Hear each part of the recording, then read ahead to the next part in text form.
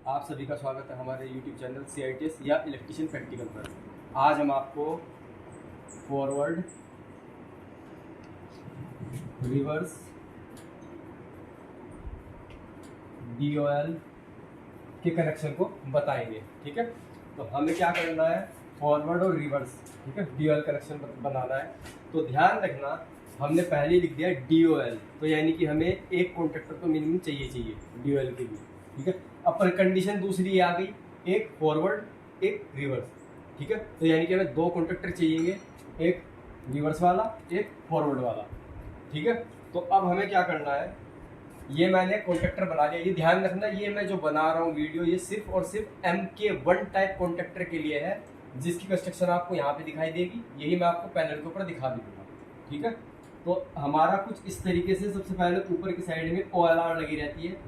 ठीक है, जिसके ऊपर 3 टर्मिनल दिए जाते हैं। आप L1, L2, L3 भी बोल सकते हैं। ठीक है, इसके अंदर में एक NC पुश बटन दिया जाता है। ठीक है, ऐसा NC पुश बटन। उसके बाद में आपको एक NO पुश बटन दिया जाता है, NO पुश बटन। ठीक है, और नीचे की साइड में हमारा क्या होता है, प्लंजर होता है। नीचे की साइड में हमारा क्या होता है, प्लंजर लगा रहता है, जिसके अंदर ये हमारा क्या है, कॉन्ट्रैक्टर है। इसकी ये NVC कोयल को हम इस तरीके से दिखाते हैं कि हमारी NVC कोयल है, जिसके ऊपर आप सप्लाई दोगे। ठीक है, अब बीच में क्या देखिए, यहाँ पे 3 टर्मिनल है, तो 3 टर्मिनल यहाँ पे किसके निकलेंगे, सप्लाई के, RYB के, और चौथा निकलता है ऑक्सिलरी से, जो मैं पिछली वीडियो में बता चुका हूँ कि जो ऑक्सिलरी कॉन्टैक्ट हमारा होता है। ठीक है, मैं इसको दूसरे पेन से बना देता हूँ एक बार। जो हमारा ऑक्सिलरी कॉन्टैक्ट होता है, ये हमारा NO के सेकंड टर्मिनल से जुड़ा होता है। ये मैंने आपको खोल करके दिखाया भी है। ठीक है, उसके बाद ये कॉन्ट्रैक्टर की NVC हो गई। NVC के बाद में यहाँ पे आपको कनेक्शन करने के लिए टर्मिनल दिए जाते हैं, जिसका कनेक्शन आप मशीन से करते हो, यानी कि मशीन पे जो डायरेक्ट सप्लाई जाएगी RYB, वो आपको यहाँ मिलेगी। ठीक है, तो उसके कनेक्शन आप यहाँ से करोगे। ठीक, तो अब ये हमारा एक कॉन्ट्रैक्टर हो गया। कौन सा है, MK1 टाइप। मैं लिख भी देता हूं, MK1 टाइप। ठीक है, इसी तरीके से ये हमारा मान लिया मैंने, ये मेरा माना कि ये फॉरवर्ड के लिए है। ठीक है, तो ऐसा ही ये कॉन्ट्रैक्टर मेरा क्या होगा, रिवर्स के लिए होगा। सेम वही 3 टर्मिनल ऊपर होंगे, L1, L2, L3। यहां पर आपका क्या होगा, NC पुश बटन। यहां पे क्या होगा, NO पुश बटन, और नीचे क्या होगा, आपका कॉन्ट्रैक्टर होगा। इस तरीके से NVC कोयल होगी उसकी। इसको मैंने लिख दिया पहले ही, ये रिवर्स के लिए है, R के लिए। ठीक है, और ये R का क्या है, NVC। ठीक, यहां से वही 3 टर्मिनल आपके किसके हो गए, उसके हो गए, मेन सप्लाई के, और चौथा टर्मिनल क्या हो गया, ऑक्सिलरी कॉन्टैक्ट हो गया आपका। इसको मैं अलग कलर से बना रहा हूं, ऑक्सिलरी वाले को, जो हमारा होल्डिंग के काम आएगा। ठीक है, तो 3 टर्मिनल आपके यहाँ पे निकल जाएंगे, 1 2 3। ठीक है, 3 ये हो गए RYB के लिए। ये मैंने ऑक्सिलरी कॉन्टैक्ट उठा लिया। अब एक चीज का ध्यान रखना है, आप सभी जानते हैं कि माना ये मेरी कोई मोटर है। ठीक है, ये मैंने कोई मोटर मानी है भाई। ठीक, तो इसके ऊपर 6 टर्मिनल होंगे। ठीक है, मुझे मोटर कैसे चलानी है, फॉरवर्ड डायरेक्शन में। मैं फिलहाल इसको स्टार कनेक्शन में चला के दिखा रहा हूं आपको। तो मैंने ये 3 टर्मिनल जो है आपस में शॉर्ट कर दिए। ठीक है, और यहाँ पे ये जो 3 टर्मिनल बचते हैं, इन पे मैंने R फेज दिया, Y फेज दिया और B फेज दिया।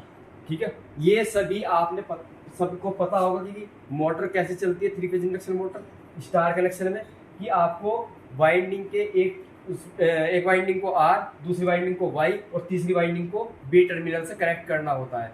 किताबों में सबने ये भी पढ़ा होगा क्या, अगर मुझे इसकी डायरेक्शन चेंज करनी है, घुमाने की डायरेक्शन, मान लो इस कंडीशन में ये क्लॉकवाइज डायरेक्शन में घूम रही थी।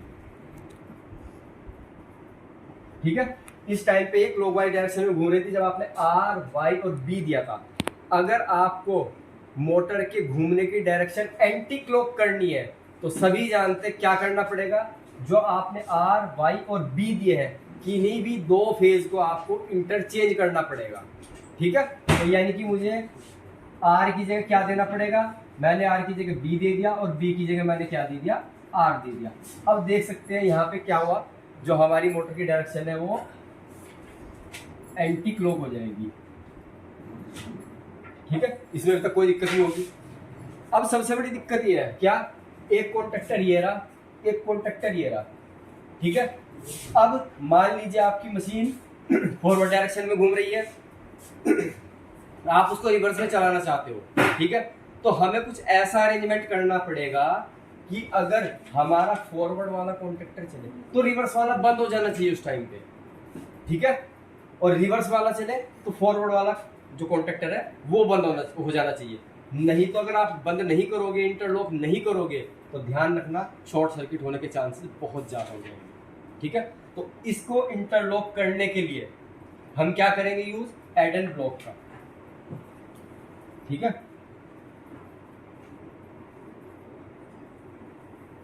ये हमारा क्या है, एड ऑन ब्लॉक। ठीक है, जो हमारा MK1 टाइप कॉन्टेक्टर में यूज होता है उसका मैं पहले वीडियो में आपको दिखा चुका हूं कि MK1 टाइप का जो NO-NC एड एंड ब्लॉक होता है वो किस तरीके का होता है, वो देखने में कुछ इस तरीके का होता है। ठीक है, कुछ इस तरीके का होता है आपका एड एंड ब्लॉक। ठीक है, तो हमें ये भी इस्तेमाल करना पड़ेगा। ठीक है, एक करना चाहते हो एक करो, दोनों कॉन्टेक्टर में करना चाहते हो दोनों में करो। ठीक है, मैं आपको एक बार कॉन्टेक्टर दिखा भी देता हूं। यहाँ पर एक कॉन्टेक्टर मेरा ये रहा। ठीक है, एक कॉन्टेक्टर मेरा ये रहा, जो 3 टर्मिनल मैंने बनाए हैं ये रहे 1 2 3। ठीक है, 1 2 3 जो L1 L2 L3 के लिए दिखाए हैं। उसके बाद मैंने क्या बताया है, NC पुश बटन दिया जाता है, ये रहा। ठीक है, उसके बाद NO पुश बटन दिया जाता है, ये रहा। ठीक, सप्लाई टर्मिनल जो मोटर से कनेक्ट करोगे 1 2 3 ये रहे RYB, जो मैंने उसमें आपको वहां पे दिखाया डायग्राम में। ठीक है, जो ये वाले मैंने दिखाया ना, ये वाले ये वाले मेरे टर्मिनल ये है 1 2 3। ठीक है, अब जो ऑक्सिलरी दिखाया है वो ये रहा, ये किससे कनेक्ट रहता है, इससे कनेक्ट रहता है। ठीक है, ये किससे कनेक्ट रहता है, इससे रहता है, पर कब, जब कॉन्टेक्टर आपका ऑन हो जाएगा तब। ठीक है, इसी तरीके से सेम दूसरा कॉन्टेक्टर मेरा ये रहा, देख सकते हैं आप, ये रहा मेरा दूसरा कॉन्टेक्टर। दूसरा कॉन्टेक्टर भी बिल्कुल सेम है। ये मेरे 3 टर्मिनल हो गए L1 L2 L3 के लिए। ये मेरा NC पुश बटन हो गया, ये मेरा NO पुश बटन हो गया। ठीक है, ये मेरा मेन जो मोटर पे सप्लाई जाएगी उसके लिए L1 L2 L3 RYB बोलो। उसके बाद में ये क्या है, ये हमारा ऑक्सिलरी कॉन्टेक्ट है, जो कॉन्टेक्टर के ऑन होने पर सप्लाई को आगे पास करेगा। ठीक है, अब थोड़ा सा फोकस आप यहां पे कीजिए। ये रहा आपका एड एंड ब्लॉक, देख सकते हैं एड एंड ब्लॉक आपका ये रहा।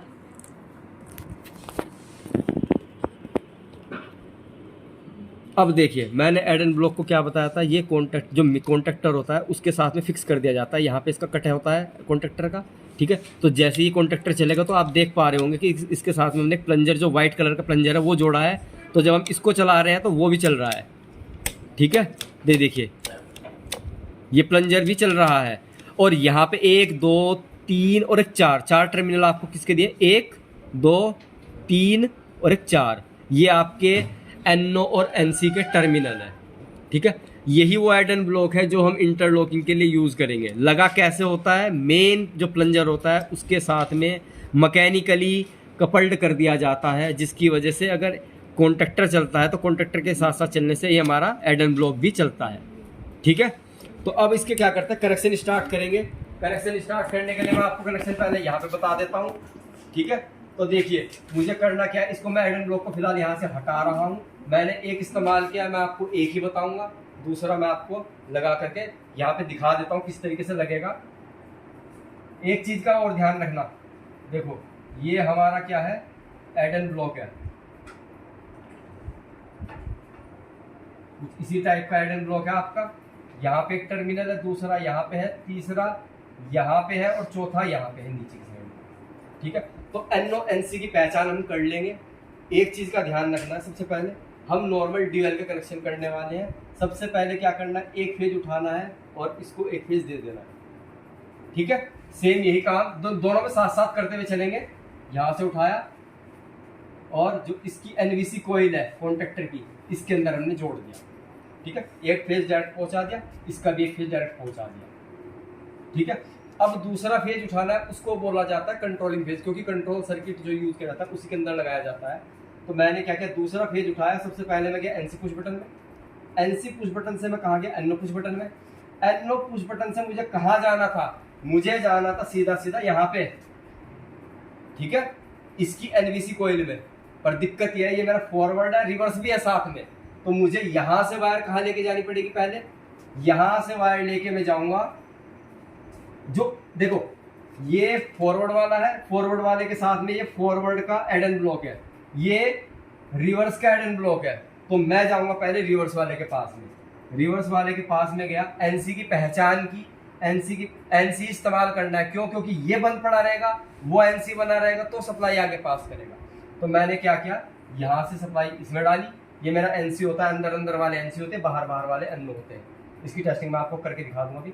फिर यहां से वापस आना है, वापस आकर के कहाँ आना है, ये आपका फॉरवर्ड वाला कॉन्टेक्टर है, फॉरवर्ड के एनवीसी में डाल देना। ठीक है, इतना काम हो गया।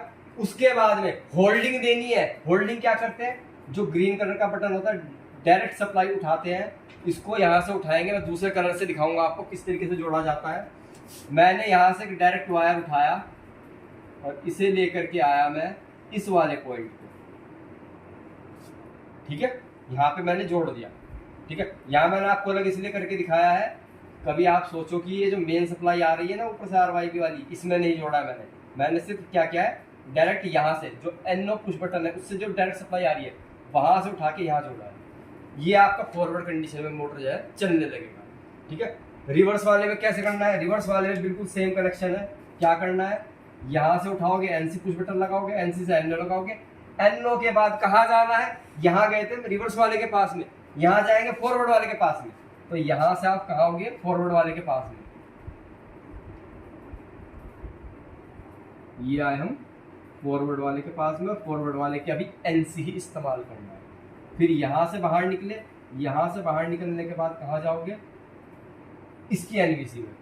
फिर वही चीज होल्डिंग। ठीक है, तो क्या काम करेंगे, सीधा सीधा होल्डिंग इसको दे देंगे।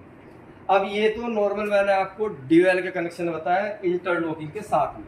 अब मोटर कैसे चलेगी, तो मोटर चलाने के लिए आप क्या करोगे, यहाँ पे आपने क्या किया है, मैंने इसको हटा दिया। यहाँ पे मैंने क्या लिया, आर फेज, यहाँ पे मैंने लिया वाई फेज, यहाँ पे मैंने लिया बी फेज। ठीक है, फॉरवर्ड वाले पे आर वाई बी रखा है। ठीक है, रिवर्स वाले पे क्या करोगे, रिवर्स वाले पे क्या करना है, बी को उठाया, पहले वाले पॉइंट पे जहां पे आपने फॉरवर्ड वाले में आर जोड़ा था वहां मैंने यहाँ पे बी जोड़ा है। ठीक है, वाई को मैंने जो का त्यों रखा है। ठीक है, और जो रेड वाला है, रेड वाले को मैंने क्या किया है, लास्ट वाले पे जोड़ दिया। तो हमने क्या किया, यहाँ पे फेज सीक्वेंस क्या रखा है, फॉरवर्ड वाले कॉन्ट्रैक्टर में आर वाई बी।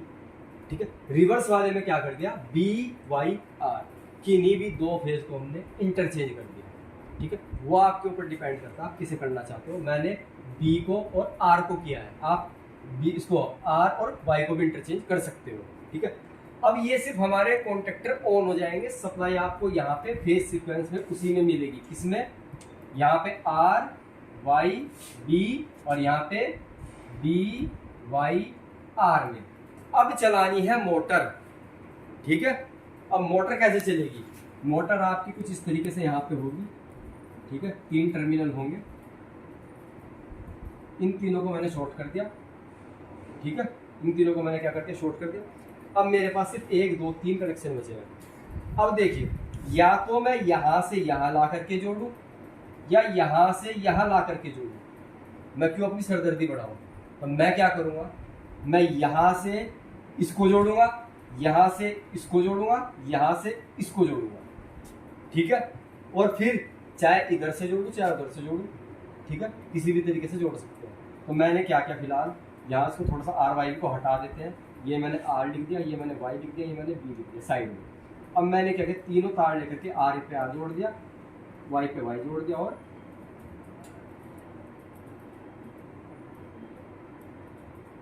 बी से इसके डी को जोड़ दिया। ठीक है, साफ साफ दिखाई दे रहा होगा। जैसे ये कॉन्ट्रैक्टर ऑन होगा, नॉर्मल सी बात है, आर वाई बी इधर आएंगे, आर वाई बी सीधा मोटर पे चले जाएंगे। ठीक है, मोटर आपकी रन करने लगेगी फॉरवर्ड डायरेक्शन में। ठीक है, अब मैं क्या करूंगा, जब मुझे मोटर रिवर्स में चलानी है तो मैं इसको बंद करूंगा। कैसे बंद होगा वो होगा इंटरलॉकिंग की सहायता से बंद। ठीक है, इंटरलॉकिंग की सहायता से क्या होगा, बंद हो जाएगा कि एक चलेगा दूसरा नहीं चलेगा। ठीक है, तो जब ये बंद हो जाएगा तो क्या होगा, रिवर्स वाला चलेगा। रिवर्स वाला चलेगा तो रिवर्स वाला क्या करेगा, यहाँ से बी सप्लाई को भेजेगा। मैं अलग से दूसरा मार्कर इस्तेमाल करके दिखा देता हूँ आपको। यहाँ से आपका क्या होगा, बी भेज जाएगा,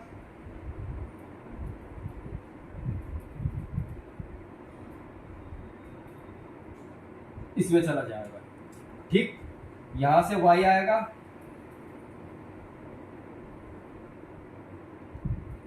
इसमें चला जाएगा।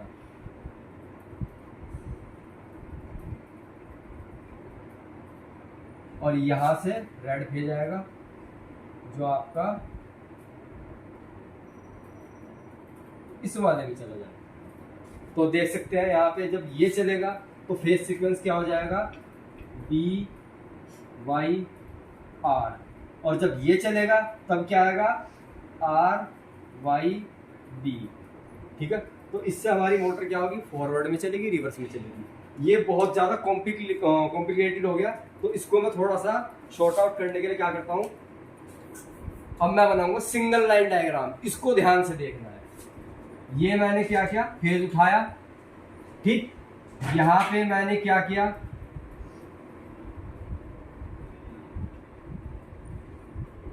NC push button. ठीक है, उसके बाद मैंने क्या किया, एनओ पुश बटन। उसके बाद मैंने क्या किया, रिवर्स का एनसी इस्तेमाल में किया। एक गलती हो गई, सॉरी, यहाँ पे लिखा फॉरवर्ड एनओ पुश बटन। ठीक है, उसके बाद रिवर्स का एनसी, उसके बाद में सीधा सीधा आपका फॉरवर्ड कॉन्ट्रैक्टर। और फॉरवर्ड कॉन्ट्रैक्टर को क्या दे दिया आपने, फेज 2। ये P1 था, ये फेज 2 हो गया। होल्डिंग नहीं दी, होल्डिंग दे देते हैं भैया। एक ही यूज किया है मेन को, सॉरी ये भी गलत लिखा था, फॉरवर्ड का एनओ इस्तेमाल किया है। यहाँ पे जो मेन कॉन्ट्रैक्टर इस्तेमाल करते थे ना, मेन का काम खत्म होकर फॉरवर्ड चल रहा है, तो फॉरवर्ड का आ गया ये। ठीक है, अब रिवर्स वाला कैसे चलेगा, यही फेज आपने कहा दिया है एनसी पुश बटन पे। थोड़ा सा आगे और बना लेते हैं। ये मेरा क्या हो गया, रिवर्स का, ये फॉरवर्ड का है भाई, रिवर्स का एनसी पुश बटन। ये फॉरवर्ड का था, ये रिवर्स का है। उसके बाद में फॉरवर्ड का एनओ पुश बटन। उसके बाद में फॉरवर्ड की एनसी, फॉरवर्ड का क्या यूज किया, एनसी यूज की। उसके बाद में हमारा रिवर्स कॉन्ट्रैक्टर, और उसके बाद में इसको फेज 2 दे दिया। ठीक है, और यहाँ पे रिवर्स का एनओ, इसलिए होल्डिंग के लिए। ठीक है, तो ये सिंगल लाइन डायग्राम बन गया। ये बहुत कॉम्प्लिकेटेड लग रहा है, तो थोड़ा सा इसको हम क्या करेंगे, यहाँ पे करके देखते हैं। ठीक है, तो देखिए बिल्कुल कनेक्शन हम चाहे तो मैच करते हुए चलेंगे। सबसे पहले हम आर वाई, एक चीज का और ध्यान दीजिए, चलो उस पे। तो सबसे पहले हम क्या करेंगे, एक बार आप यहाँ पे देखिए, हम सबसे पहले मेन सप्लाई देते हैं। मेन सप्लाई को हम क्या करते हैं, यहाँ से इस कॉन्ट्रैक्टर के साथ में जोड़ते हैं। ठीक है, तो पहले हम यही काम करेंगे कि जो ये सप्लाई आ रही है इसको ही सेट करते हैं। एक कॉन्ट्रैक्टर मेरा ये रहा, एक कॉन्ट्रैक्टर मेरा ये रहा। ठीक है, मुझे क्या करना है, आर वाई भी कनेक्ट करनी है। तो मैं सबसे पहले क्या कर रहा हूँ, रेड इसको रेड वायर को देख सकते हैं, ये जो मेरा सेकंड वाला कॉन्ट्रैक्टर है इसको मैं रिवर्स वाला मानूंगा, ठीक है, और इसको मैं फॉरवर्ड वाला मानूंगा, ठीक है। तो मैंने क्या किया, सबसे पहले फॉरवर्ड वाले पे ये रेड वायर कनेक्ट कर दिए, यहाँ लगा दीजिए सर, फॉरवर्ड रिवर्स ये रख लीजिए।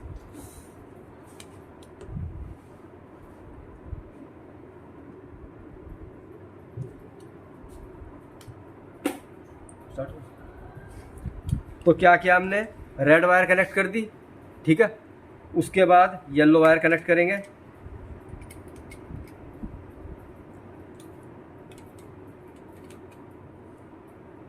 और उसके बाद में अभी मैंने देखिए रेड वाली जो वायर है केवल फॉरवर्ड वाले में जोड़ी है, रिवर्स वाले में नहीं जोड़ी है, ठीक है। क्यों, क्योंकि मुझे इसमें क्या करना पड़ेगा, अभी इंटरचेंज करना पड़ेगा।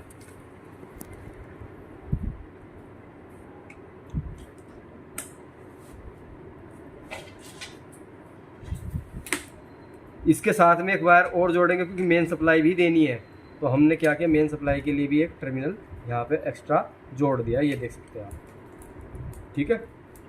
ये जोड़ दिया है, रेड के 2 वायर ले लिए, ठीक है। क्यों, क्योंकि एक से हम मेन सप्लाई देंगे, ये मेन सप्लाई के लिए मैंने रख लिया। उसके बाद येलो वायर को ऐसे जोड़ दिया, अब यहाँ से येलो भी एक और एक्स्ट्रा जोड़ूंगा, क्यों, क्योंकि इसमें भी सप्लाई आनी है जो मोटर को चलाएगी।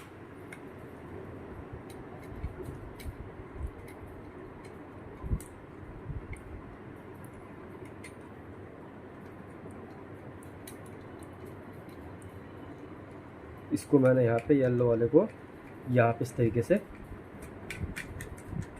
जोड़ दिया, कनेक्शन लूज नहीं होने चाहिए, ये भी मेरा मेन सप्लाई के लिए ही है, ठीक है। तीसरा वायर भी मैंने क्या किया है,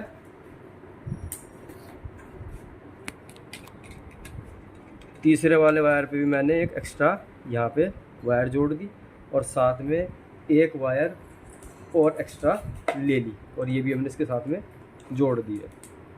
ये सिर्फ अभी हमारी मेन सप्लाई जो है ना, मेन सप्लाई जोड़ी जा रही है।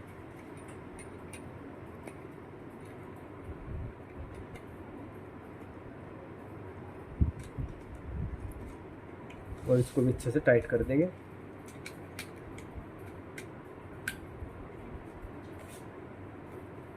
ये तीनों हो गए मेरे मेन सप्लाई के, ठीक है। ये 3 वायर रेड येलो ब्लू ये मेन सप्लाई के हैं, जो मेन सप्लाई में इसमें लेकर के आएंगे।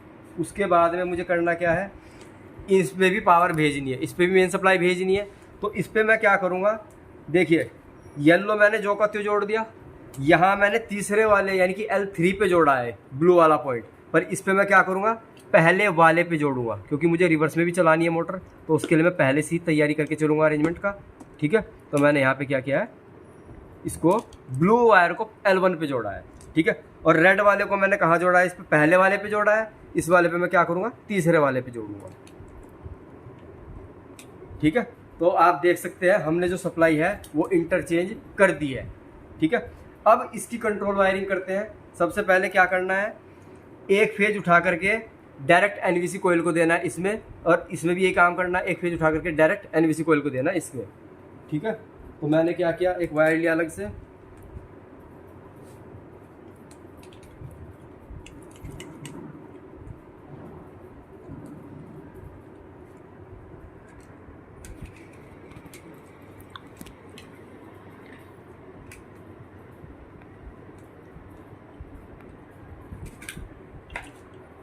ये वायर मैंने उठा लिया अलग से, L3 उठा रहा हूँ मैं, और इसको ले जा करके मैं कहाँ जोड़ूंगा, डायरेक्ट एनवीसी कोयल पर।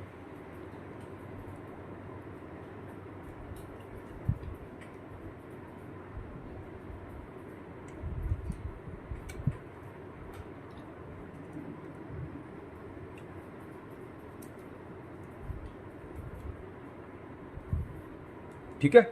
अब सेम ऐसा ही काम मुझे क्या करना है, इसमें करना है, एक फेज उठाना है और डायरेक्ट एनवीसी कोयल को देना है। देखिए मैं दोनों का कनेक्शन आपको साथ साथ बताते हुए चल रहा हूँ, फॉरवर्ड वाले के भी और रिवर्स वाले के भी, ठीक है। तो कंफ्यूज बिल्कुल नहीं होना है।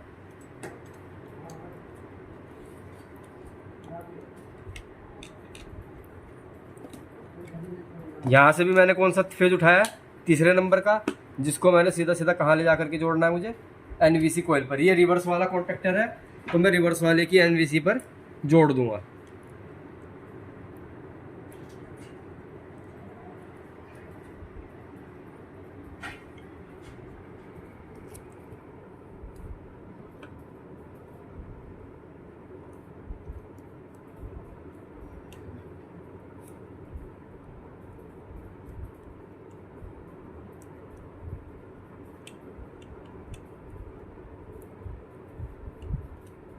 इस पे जोड़ दिया।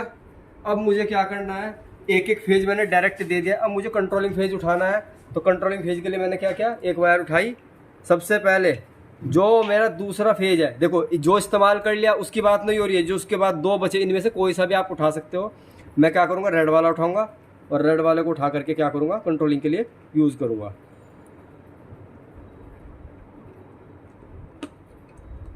तो मैंने इसको यहाँ पे जोड़ दिया है। अब जोड़ने के बाद में मैं कहाँ जाऊँगा, सबसे पहले एनसी पुश बटन पर। ठीक है, तो एनसी पुश बटन में मैंने क्या किया, सप्लाई को एंटर करा दिया है। ये पहला टर्मिनल है, ध्यान रखना। ठीक है, ये पहले वाले पे जुड़ चुके हैं।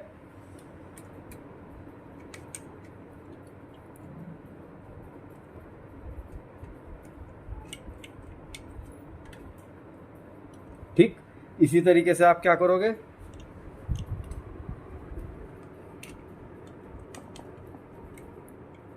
यहां से भी आपने फेज उठाया,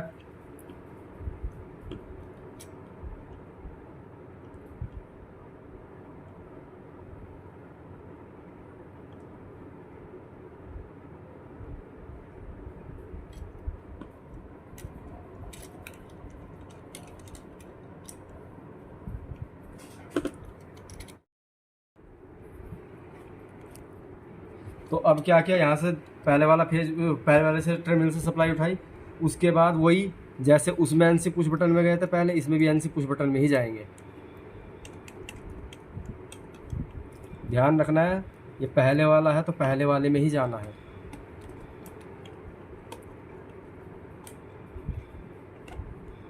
अब ये चूंकि एनसी है, ये सप्लाई आपने यहाँ पे जोड़ी, वो बिना कुछ के आपको यहाँ मिलेगी। ठीक है, पर जैसे बटन दबाओगे सप्लाई कट हो जाएगी। तो अभी जो सप्लाई यहाँ पे आ रही है डायरेक्ट, इसको लेकर के आप यहाँ पे जाओगे, क्योंकि कोई लूपिंग नहीं दी है।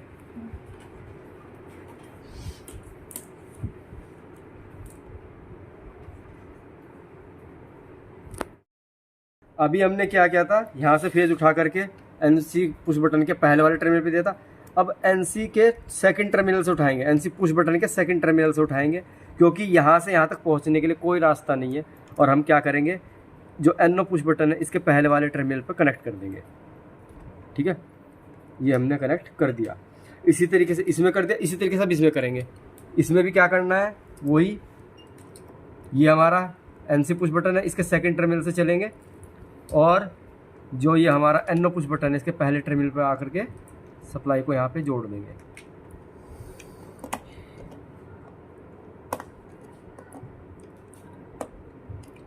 ठीक है, अब उसके बाद में हमें करना क्या है, अब हमें यहाँ से देखिए DOL के अंदर अब यहाँ से डायरेक्ट एनवीसी कोयल पे जाते थे। ठीक है, तो यहाँ से डायरेक्ट ना जा करके अब कहाँ जाएंगे पहले, क्योंकि इंटरलॉकिंग इस्तेमाल करनी है, तो हमने यहाँ से वायर जोड़ी, और जोड़ने के बाद में हम यहाँ से जाएंगे। ये मेरा फॉरवर्ड का है, ये मेरा रिवर्स का है, तो रिवर्स के एनसी पे जाएंगे। ठीक है, तो रिवर्स के एनसी पे जाते हैं और सप्लाई को जोड़ते हैं इसको। ये मेरा कैसा होता है, एनसी होता है, इसमें मैंने वायर जोड़ दी, और वायर जोड़ करके ऊपर नीचे कहीं भी जोड़ सकते हो आप, ऐसा कुछ नहीं है कि ऊपर ही जोड़नी है नीचे जोड़नी है। मैं ऊपर की साइड में जोड़ रहा हूँ। ठीक है, ये मैंने यहाँ पे इसमें कनेक्ट कर दी। ठीक है, अब यहाँ से फिर वापस आना है, यहाँ से फिर वापस आना है। इसके देखिए टेस्टिंग कर लेना पहले, एनओ कौन सा एनसी कौन सा। मैंने क्या किया है, इस एडन ब्लॉक का एनओ एनसी पहले ही फाइंड आउट कर रखा है, तो मैंने क्या किया, इसका एनसी पे सप्लाई जोड़ दी। अब यहाँ से जोड़ने के बाद में अब मैं आऊँगा इसकी एनवीसी कोयल पर। ठीक है, यहाँ से मैं कहाँ गया, इसकी एनवीसी कोयल पर, जिसको मैं सप्लाई से कनेक्ट कर रहा हूँ। ये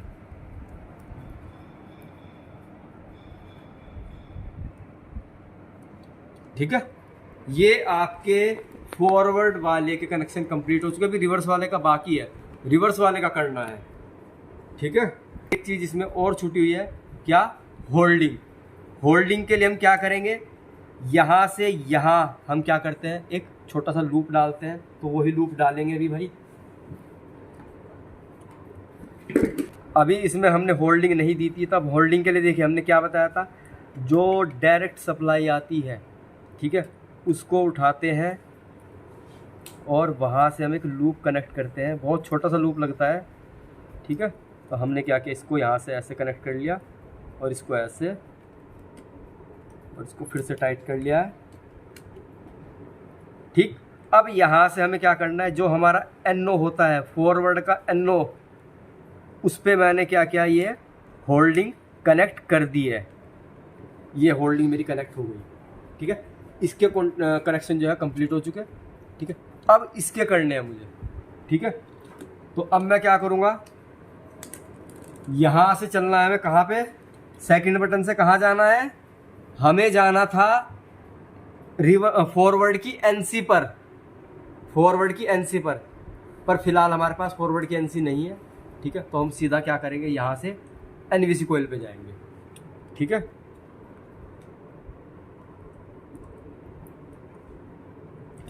यहाँ से हम सीधा कहाँ जाएंगे, रिवर्स की NVC कोयल पर। तो यहाँ पे हमने क्या किया, NVC कोयल पर ये टर्मिनल कनेक्ट कर दिया, और यहाँ से मैंने जो मेरा NO पुश बटन था, इसमें मैंने ये वायर कनेक्ट कर दी यहाँ पे। देखिए है कुछ नहीं, सिर्फ नॉर्मल DOL का कनेक्शन है, अगर आपको याद है तो कोई दिक्कत नहीं है। ठीक है, इसको भी हमने यहाँ से टाइट, ये हमने टाइट कर दिया। ठीक है, अब वही चक्कर, वही चीज़ इसमें रह गई, होल्डिंग नहीं गई है। तो होल्डिंग के लिए हम क्या करेंगे, एक अलग से वायर लेंगे। इस वायर को मैंने क्या कनेक्ट किया, इसको मैंने खोल लिया है। देखिए इंटरलॉकिंग की एक बात बता देता हूँ मैं आपको, अगर आपके पास में, जैसे हमारे पास में एक एड एंड ब्लॉक अवेलेबल नहीं था, ठीक है, तो हमें कोई दिक्कत वाली बात नहीं, हम एक से भी होल्डिंग दे सकते हैं। तो हमने क्या किया है, होल्डिंग कह रहा हूँ, सॉरी, हम इंटरलॉकिंग एक भी इस्तेमाल कर सकते हैं, हमें उससे कोई प्रॉब्लम नहीं होगी। ठीक है, ना ही हमारे सर्किट पे कोई फ़र्क पड़ने वाला। बस ये है कि थोड़ा सा अगर इंटरलॉकिंग होती है तो सेफ्टी ज़्यादा हो जाती है। और इस पे भी हमने क्या किया है, होल्डिंग सप्लाई ये कनेक्ट कर दिया है। अब जल्दी से काम करते हैं, फटाफट सप्लाई देते हैं। सप्लाई देने के बाद में क्या करेंगे, इसको एक बार टेस्ट करते हैं, फिर पावर के कनेक्शन करेंगे। तो अभी देखिए हमारी RYB सप्लाई जो है आ चुकी है। ठीक है, हमारी RYB सप्लाई आ चुकी है, जो हमने यहाँ पे कॉन्ट्रैक्टर के ऊपर डाल दी है। अब हम क्या करेंगे, पहले किसी एक कॉन्ट्रैक्टर को चला करके देखते हैं, फॉरवर्ड वाले को चलाते हैं पहले। तो फॉरवर्ड वाले के लिए क्या है, ये हमारा कैसा बटन है, NC, ये हमारा NO, हमने NO को दबाया, ये कॉन्ट्रैक्टर मेरा ऑन हो गया। ठीक है, अब इस टाइम पे मैं अगर रिवर्स वाले को चलाने की कोशिश करता हूँ, ठीक है, तो ये मेरा जो कॉन्ट्रैक्टर जब चलेगा तो देखिए ये वाला ऑटोमेटिक बंद हो रहा है। ठीक है, दोबारा से देखते हैं एक बार क्या करना है। ये मेरा फॉरवर्ड वाला है, ये मेरा रिवर्स वाला है। अभी हमने क्या किया, फॉरवर्ड वाले कॉन्ट्रैक्टर को ऑन कर दिया है, ये ऑन हो गया। इस टाइम पे अगर गलती से कोई रिवर्स वाले को ऑन कर देता है तो क्या होगा देखना है, इस पे ध्यान रखना है, इस पे ध्यान रखना है आपको। ठीक है, क्या हुआ है, ये वाला जब चल रहा था तो वो बंद पड़ा था, जैसे ही वो बंद चालू हुआ तो ये ऑटोमेटिक बंद हो गया। इंटरलॉकिंग करने का यही फायदा होता है कि अगर एक टाइम पे किसी ने गलती से आकर के दबा भी दिया तो आपका दूसरा कॉन्ट्रैक्टर अपने आप ट्रिप कर जाएगा। अभी हमने सिर्फ एक एड एंड ब्लॉक इस्तेमाल किया तो, क्योंकि हमारे पास एक ही अवेलेबल था। ठीक है, तो अगर हमारे पास दूसरा भी एड एंड ब्लॉक इस्तेमाल होता तो जिस तरीके से ये वर्किंग हो रही है ना, कि जैसे मैंने इसको ऑन किया ये ऑन हो गया है, फिर जैसे मैं इस वाले को ऑन कर रहा हूँ तो ये वाला ऑन हो जा रहा है, ये वाला ऑफ हो जा रहा है। अगर दूसरा एड एंड ब्लॉक आप यहाँ पे भी इस्तेमाल करते तब भी सेम वर्किंग होती कि जिस तरीके से आपने ये ऑन किया फिर इसको ऑन कर रहे तो ये ऑफ हो जा रहा है, ये ऑन हो जा रहा है। ठीक है, अगर यहाँ दूसरा एड एंड ब्लॉक इस्तेमाल होता तो ये, अगर हम इस टाइम पे उसको ऑन करते तो क्या होता, ये ऑफ होता, ये ऑन होता। ठीक है, पर फिलहाल एक एडन ब्लॉक की वजह से ऐसा हो रहा है। अगर देखो ऐसा एक्चुअल में हो इसलिए रहा है क्योंकि हमने जो कंट्रोलिंग RYB आई थी वो हमने यहाँ पे इंटरचेंज कर दिया है, जिस वजह से क्या हो रहा है, फेज सीक्वेंस अलग अलग होने की वजह से हमारे कॉन्ट्रैक्टर ऑपरेट हो रहे हैं। अगर हम सेम फेज से कंट्रोलिंग उठाते, वो मैं आपको अगली वीडियो में बताऊंगा, अगर हम सेम फेज से उठाते तो ऐसी जो हमारी ये प्रॉब्लम हो रही है हो जाएगी ना। तो जो ये हमारी दिक्कत हुई है ना कि मतलब एक चल रहा है दूसरे से नहीं चल रहा है, तो ये भी हमारी सॉर्ट आउट हो जाती। ठीक है, ये मैं आपको नेक्स्ट वीडियो में करके दिखाऊंगा। यहाँ पे यूज़ किया, यहाँ पे रेड। देखिए यहाँ पे हमने कंट्रोलिंग के लिए सबसे पहले देखो, कंट्रोलिंग के लिए हमने यहाँ रेड फेज यूज किया है। जो रेड फेज कहाँ गया है, NC पुश बटन में गया है। पर यहाँ पे अगर आप चेक करेंगे तो यहाँ से ब्लू फेज गया है कंट्रोलिंग में, तो यानी कि फेज सीक्वेंस क्या है आपका अलग अलग हो चुका है। इस वजह से क्या हो रहा है कि कंट्रोलिंग फेज अलग अलग होने से हमारा ऑपरेट हो रहा है। ठीक है, अब मैं आपको फटाफट से मोटर ऑन करके दिखाता हूँ कि मोटर किस तरीके से चलती है फॉरवर्ड में, रिवर्स में। अब हमें क्या करना है, मोटर को फॉरवर्ड में और रिवर्स में चलाना है। तो उसके लिए क्या करेंगे, 3 टर्मिनल आपको ये दिखाई दे रहे हैं। ठीक है, और 3 टर्मिनल आपको यहाँ पे ये दिखाई दे रही है, 1 2 3। मैं इन तीनों को क्या करूँगा, आपस में कॉमन करूँगा। कॉमन करने की वजह मैं बता दूंगा आपको क्यों कॉमन कर रहे हैं। कॉमन नहीं करेंगे तो मोटर के 3 तार यहाँ जोड़ने पड़ेंगे, फिर मोटर से 3 तार ला के यहाँ जोड़ने पड़ेंगे। इससे बड़े तो हम एक काम करें ना, यहाँ से कॉमन कर दे।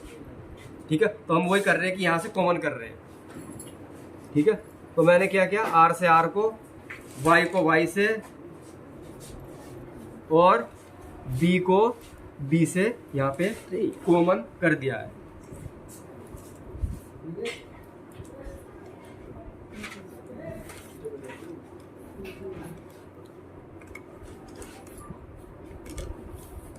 करना क्या है, सिर्फ R को R से, Y को Y से और B को B से कॉमन करना है। ठीक है, मैं वही कर रहा हूँ। मैंने R और Y को कॉमन कर दिया है, अब B से कॉमन करना है मुझे B को। ठीक है, तो मैंने इसको यहाँ पे टाइट कर दिया ये।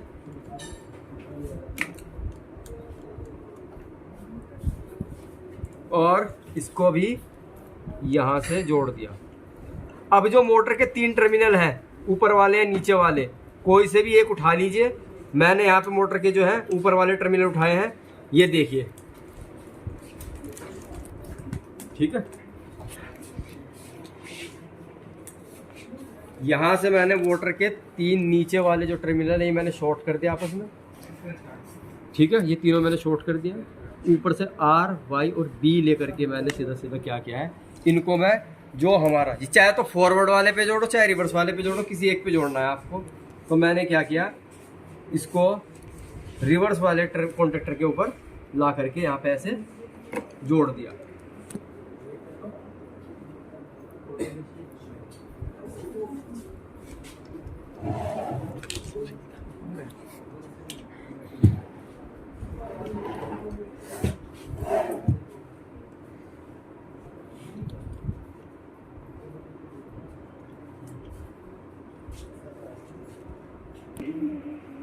अभी हमने क्या किया है, ये फॉरवर्ड वाला कॉन्ट्रैक्टर था, इससे R, Y, B उठाए हैं। कोई फेज सीक्वेंस चेंज नहीं करना इस टाइम पे। हमने R, Y, B उठाए हैं, वही चुपचाप ले जाकर के R, Y और B पे जोड़ दिए। ठीक है, यही सेम फेज सीक्वेंस हमने मोटर के नीचे वाले शॉर्ट करके R से R को जोड़ा है, Y को Y से जोड़ा है और B को B से जोड़ा है। ठीक है, तो इस तरीके से हमारे जो है फॉरवर्ड रिवर्स ड्यूअल कनेक्शन जो है फॉरवर्ड रिवर्स के वो कंप्लीट हो चुके हैं। अब मैं आपको सीधा सीधा पावर ऑन करके दिखाता हूं एक बार।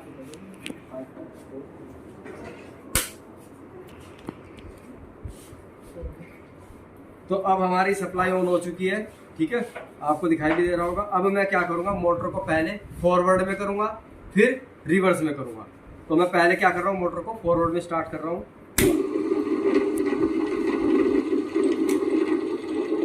इस टाइम पे आप मोटर की घूमने की दिशा देख सकते हैं।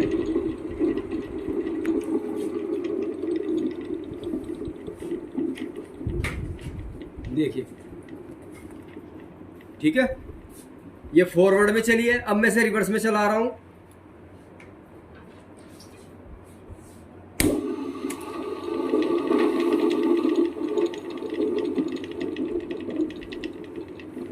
अब देख सकते हैं आप, इसकी डायरेक्शन जो है घूमने की दिशा बदल चुकी है। ठीक है, एक बार आप ये ऊपर से बनाओ। अभी मैं क्या कर रहा हूँ, फॉरवर्ड वाले को ऑन कर रहा हूँ, मोटर आपकी फॉरवर्ड में घूम चुकी। ठीक, अब मैं क्या कर रहा हूँ,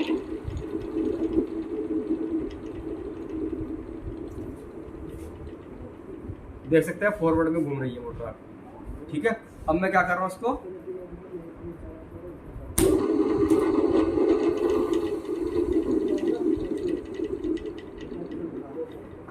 देख सकते हैं अभी जो इसकी डायरेक्शन है वो चेंज हो चुकी है। तो इस तरीके से आप क्या करते हो, फॉरवर्ड रिवर्स DOL के कनेक्शन करते हो। तो उम्मीद करता हूँ समझ में आया होगा। नहीं समझ में आया होगा तो जो भी कोई क्वेरी होगी तो प्लीज़ आप मुझे कमेंट करके जरूर बताइएगा। ठीक है, और वीडियो अच्छी लगे तो प्लीज़ लाइक कीजिएगा, चैनल को सब्सक्राइब कीजिएगा और वीडियो को ज़्यादा से ज़्यादा शेयर कीजिएगा। तो मिलते हैं नेक्स्ट वीडियो में।